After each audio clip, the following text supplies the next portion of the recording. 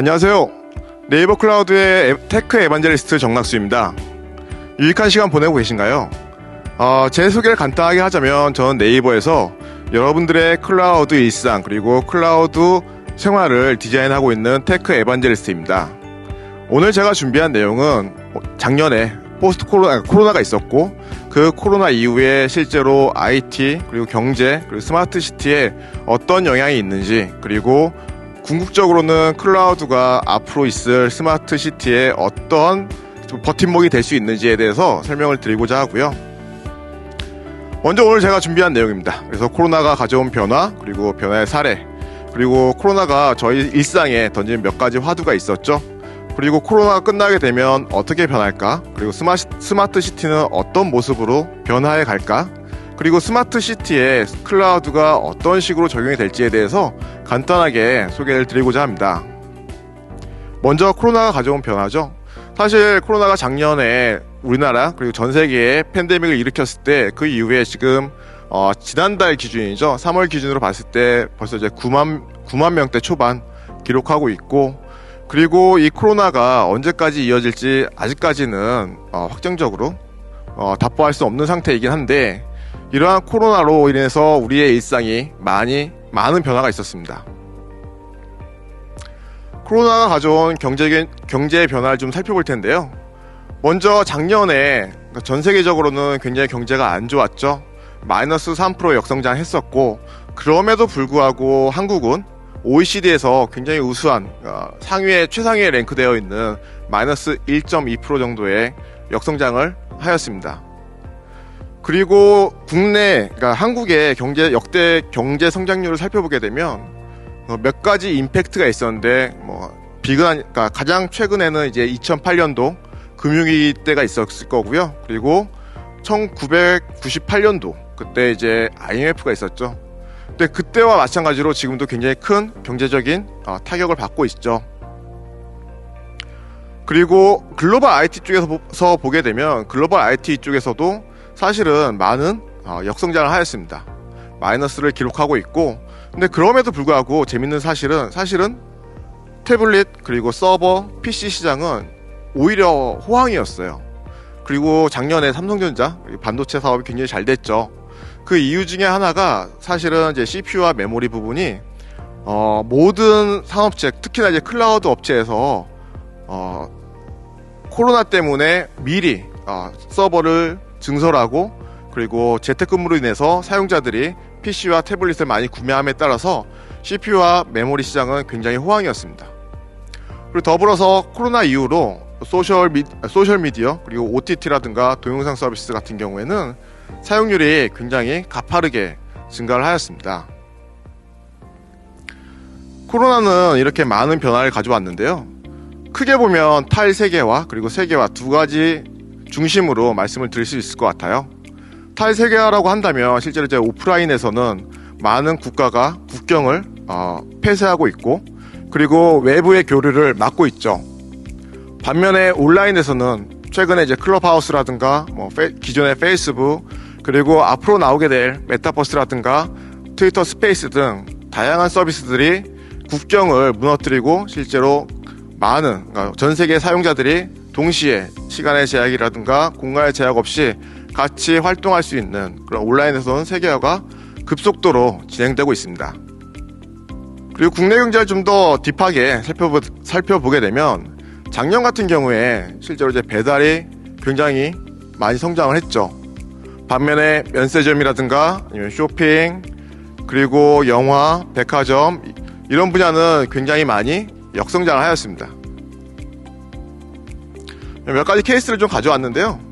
보시게 되면 아마도 이제 가물가물하실 거예요. 작년에 어떤 영화를 내가 봤지? 혹은 작년에 가장 많이 흥행한 영화가 뭐지? 사실 영화 매출의 그 전년도 2019년도와 20년도를 비교해 보시면 굉장히 많은 차이가 있었고요.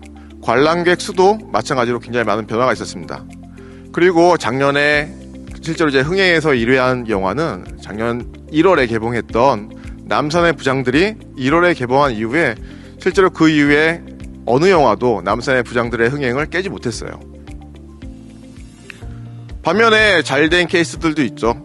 배달의 민족이라든가 쿠팡이츠, 마켓컬리 같은 경우는 역대 사상 최고의 매출액 그리고 굉장히 가파른 성장을 보이고 있습니다. 뿐만 아니라 네이버 그리고 우버 같은 경우에도 실제로 이러한 배달 서비스 그리고 이러한 사용자와 딜리버리하는 서비스에 지금 뛰어들고 있죠. 그리고 OTT 서비스도 굉장히 많은 성장을 했습니다. 작년에 넷플릭스 같은 경우에는 2020년도를 기준으로 했을 때 2분기부터 1000만 명 이상이 가입을 하였고, 실제 보통 일반적으로 넷플릭스에서는 분기당 800만 명에서 이제 900만 명을 순증가 신규 가입자 수로 예측을 하고 있었는데, 2020년에는 지속적으로 2분기부터 계속 1000만 명 이상 가입을 하였죠. 그래서 코로나가 사실 저희한테는 두 가지 숙제, 두 가지 화두를 던졌어요. 뉴 노멀이라는 것과 언택트. 그래서 제가 뉴 노멀과 언택트가 과연 이게 코로나 시대에 나온 건가 싶어가지고 좀 찾아봤는데 그렇지는 않더라고요. 뉴 노멀 같은 경우에는 IMF 때, 그러니까 IMF가 2008년도 금융위기 때 나온 용어였고, 언택트라는 용어 자체도 약간 이건 콩글리시긴 한데 2017년도에 서울대학교에서 나온 용어이긴 하더라고요. 특히나 이제 언택트 많이 하는데, 언택트의 시작은 사실은 이제 서울대학교에서 맥도날드에 있는 키오스크가 앞으로는 이러한 트렌드가 세상을 지배할 것이다 라고 기사를 작성하면서, 그래서 이제 그때부터 언택트라는 용어가 쓰이기 시작했습니다. 그리고 IT, 우리 일상생활에서는 어떠한 변화가 있었냐면, 개인화로 인해서 트래픽이 급증을 하였습니다. 물론 이제 여러분들 EBS라든가 아니면은 캐리스 같은 경우에 이제 초중고생들이 이제 원격으로 수업하고 있죠. 그리고 이제 집에서 혼자 있으면서 넷플릭스라든가 아니면 유튜브 같은 다양한 동영상 서비스를 이용하면서 개인화로 인해서 트래픽이 매우 가파르게 이제 상승을 했습니다. 그로 인해서 실제로 이제 트래픽이 많이 눌리거나 아니면 서비스에 장애가 발생하기도 했었고요. 그리고 이제 비대면 인터페이스 기술도 앞으로 좀 더 발달할 것이다 라고 예상을 하고 있습니다. 지금 보시게 되면 화면에는 이제 작은 스피커죠. 그러니까 우리가 흔히 얘기하는 이제 AI 스피커인데요. AI 스피커와 같이 실제로 사람이 대면해서 대화를 하는 것이 아니라 인터페이스 기술이 얼굴 그리고 이제 목소리 그리고 보이스라든가 그리고 사진을 인식한다든가 이런 식으로 인터페이스 기술이 좀 더 비약적으로 발달될 것이고, 그리고 그 기술의 쓰임새도 좀 더 광범위해질 것으로 예상하고 있습니다. 포스트 코로나가 되면 실제로는 이제 시간과 공간 그리고 생산의 제약이 많이 극복되는 방향으로 나갈 텐데요. 일단 컨슈머 입장에서 봤을 때는 온라인 그리고 이제 소비 문화가 많이 발달 혹은 이제 변화가 일어날 것이다 라고 하고 있고요. 그래서 이제 온라인 게임이라든가 영화나 라이브 공연도 이제 온라인으로 스트리밍을 통해서 보게 될 것이고, 그리고 컴퍼니, 그러니까 회사 입장에서 봤을 때는 스마트 워크가 좀 더 가속화될 것이다. 최근에도 몇몇 기업 같은 경우에는 앞으로 이제 재택을 계속할 것이다 라고 발표를 하기도 했고요. 그리고 이제 미국에 있는 많은 IT 기업들은 앞으로는 이제 공간에 대한 제약, 시간에 대한 제약 없이 협업할 수 있는 그러한 시스템들을 만들고 있습니다. 그리고 공장이나 아니면 농장 그리고 도시 쪽에서 보시게 되면 스마트 팩토리, 스마트 팜 그리고 스마트 시티에 대해서도 좀 더 확대가 될 것이고 가속화가 될 것이다. 그래서 무인화, 자동화가 좀 더 발달할 것이다 라고 얘기를 하고 있고, 이런 것들이 실제로 우리 삶에 녹아들게 되면 스마트 시티라는 모습으로 여러분 곁에 다가서게 될 것 같습니다. 그렇다면 스마트 시티는 어떤 모습일까?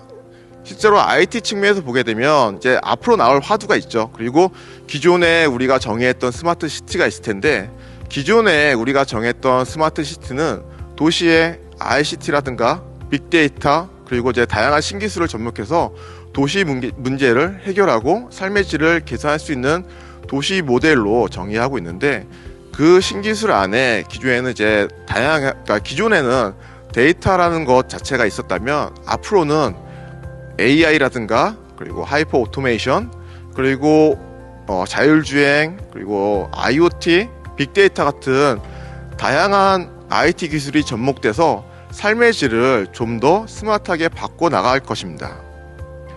결과적으로 스마트 시티는 좀 더 많은 데이터, 그리고 좀 더 많은 프로세싱이 필요할 것이고, 그리고 데이터 간 흐름도 훨씬 더 많아질 것입니다.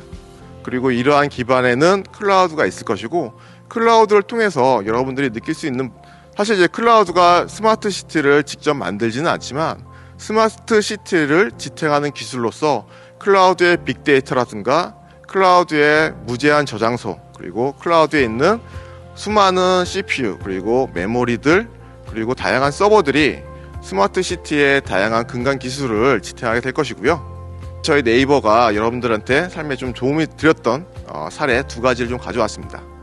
첫 번째는 캐리스, 그러니까 여러분들 초중고생 캐리스로 온라인 학습을 하고 있죠. 코로나 때문에 사실은 학교에 나가지도 못하고 온라인으로 여러분들 자녀분들이 이제 수업을 진행을 했을 텐데요.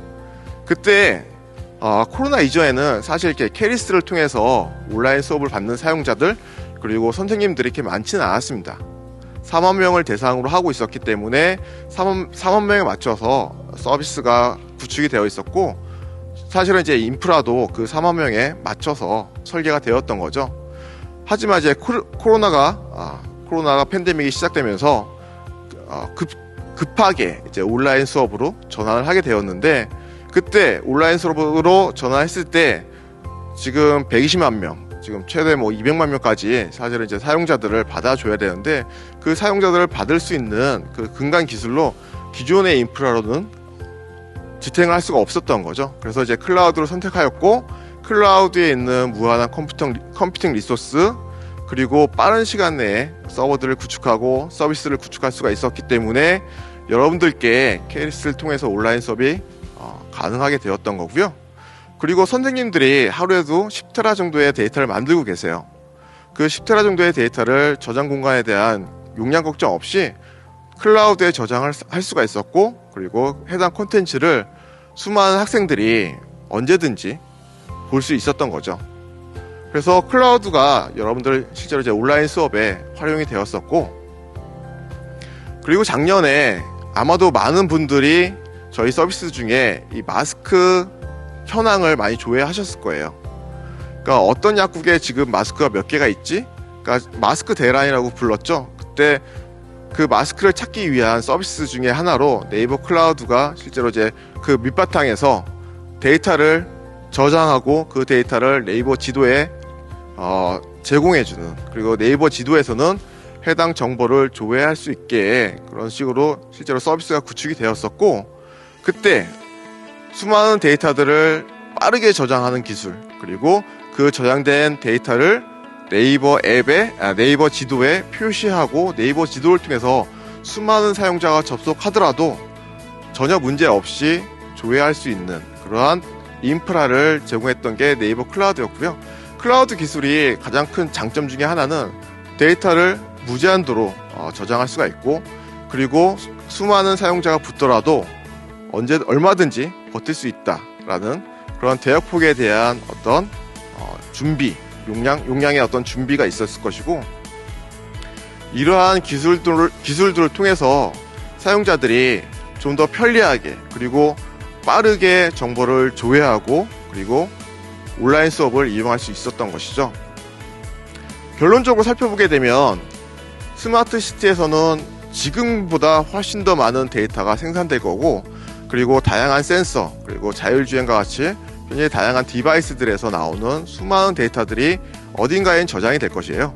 그 저장되는 데이터를 수용할 수 있는 곳이 과연 어딜까? 그리고 스마트 시티 안에 있는 많은 사용자들이 동시에 접속하더라도 전혀 문제 없이 그 데이터를 조회하고, 그리고 서비스를 이용할 수 있는 그러한 인프라는 어디서 구축이 될 수 있을까라고 얘기했을 때, 그 답은 사실은 이제 클라우드가 가장 좋은 답이 될 수 있는 것이죠.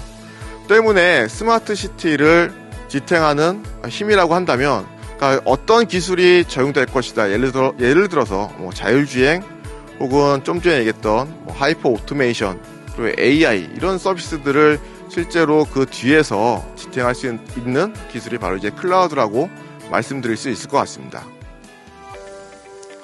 여기까지 클라우드가 실제로 스마트 시티에 어떤 식으로 적용이 가능하고, 그리고 클라우드가 스마트 시티에 어떻게 도움이 될 수 있는지에 대해서 좀 살펴봤고요. 앞으로 제 이후에도 더 많은 분들이 스마트 시티와 그리고 IT에 대해서 말씀드릴 예정이니까 그때 좀 더 관심 있게 지켜봐 주시면 좋을 것 같습니다. 여기까지 네이버 클라우드의 에반젤리스트 정낙수였습니다. 감사합니다.